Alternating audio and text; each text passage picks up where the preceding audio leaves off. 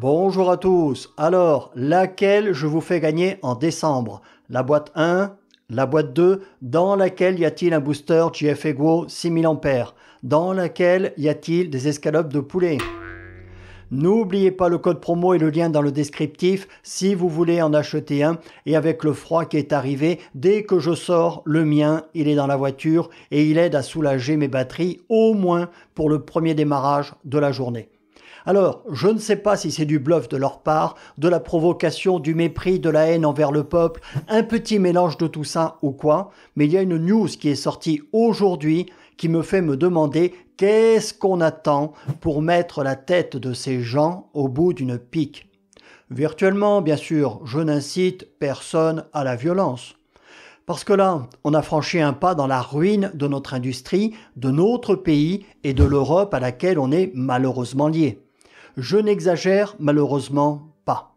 Le bâtiment aussi, d'ailleurs, est en train de se casser la figure. L'article que je vais vous commenter aujourd'hui est hallucinant. Et la situation pourrait se résumer en une seule phrase, celle qu'a dite Donald Trump à Robert Francis Kennedy Jr., qui va faire partie de son gouvernement après avoir rappelé que les USA ont encore des réserves énormes de pétrole à extraire, quoi que nous en disent ces peines à jouir d'écolos bobos déconstruits. Il lui a dit « Je te donne carte blanche, mais il y a une chose à laquelle tu ne touches pas. C'est moi qui m'en occupe, c'est le pétrole. » On l'aime pas, mais Donald Trump, c'est un homme d'affaires et un pragmatique, pas un dogmatique déconstruit ni un woke. Donc, et vous allez voir, c'est vraiment surréaliste. Ces gens vivent dans un autre monde. Article Auto-Info Distribution du 13 novembre 2024, écrit par Christophe Carignano. Les chiffres surréalistes du plan électrique du gouvernement. Page 2, en réalisant une étude sur le plan d'électrification du gouvernement, Mobiliance, je vous ai déjà parlé d'eux, c'est un syndicat de commerçants et de professionnels de l'automobile. Donc, Mobiliance a demandé à l'expert Dataneo de traduire les deux objectifs du gouvernement, à savoir 66% de vente de véhicules électriques et 15% du parc roulant en électrique pour 2030. À savoir qu'en 2024, on est à environ 15% des ventes en électrique, chiffre qui est à la baisse, et 2% du parc automobile roulant en électrique. Les résultats de l'étude sont considérés comme éloquents et surréalistes. Il faudrait une croissance de 39% de l'électrique par an et un marché électrique aux 2/3 dès 2028 pour tenir ces objectifs.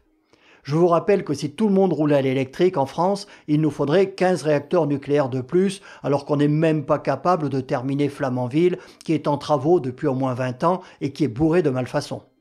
Page 3. Donc, on nous répète les objectifs du gouvernement et un peu plus bas, Xavier Oran, directeur général de Mobiliance, déclare « Le marché automobile ne fonctionne pas comme on déplace des pions.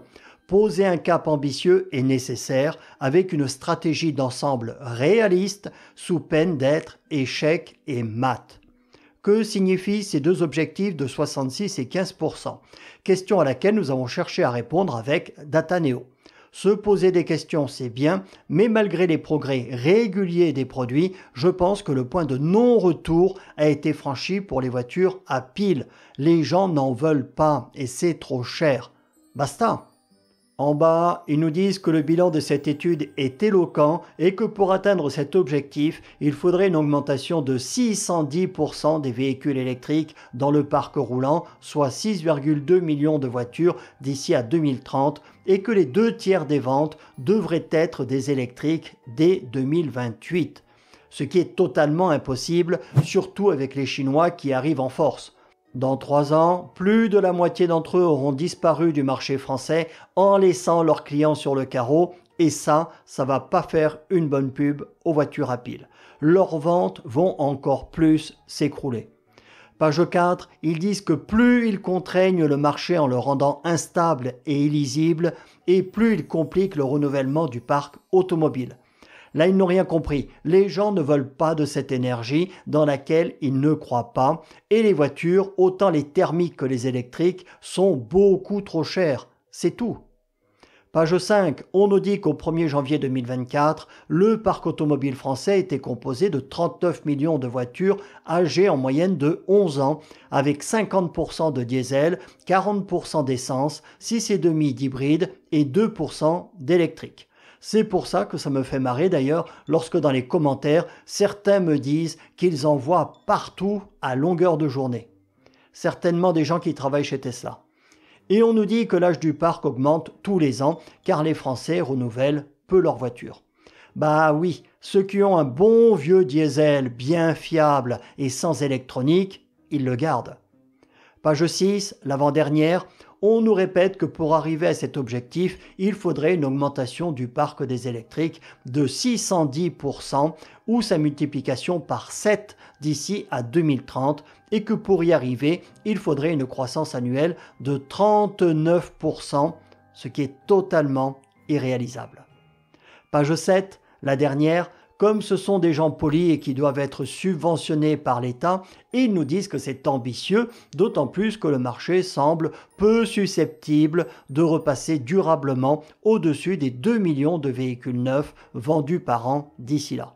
En partant sur une hypothèse de 1,8 million à 2 millions de véhicules neufs vendus par an, si les 2 tiers étaient des électriques, ce qui n'est même pas envisageable, ça ferait 1,2 million de voitures à pile vendues par an et donc pour atteindre l'objectif des 15% du parc équipé en électrique en 2030, il faudrait que dès 2028, les 2 tiers des voitures neuves vendues soient des électriques. Et il conclut en disant que la dynamique actuelle du marché des véhicules neufs laisse planer un doute quant à la possibilité d'atteindre un tel volume annuel. Personne n'y croit. Personne n'y croit. Donc, qu'est-ce qu'on fait?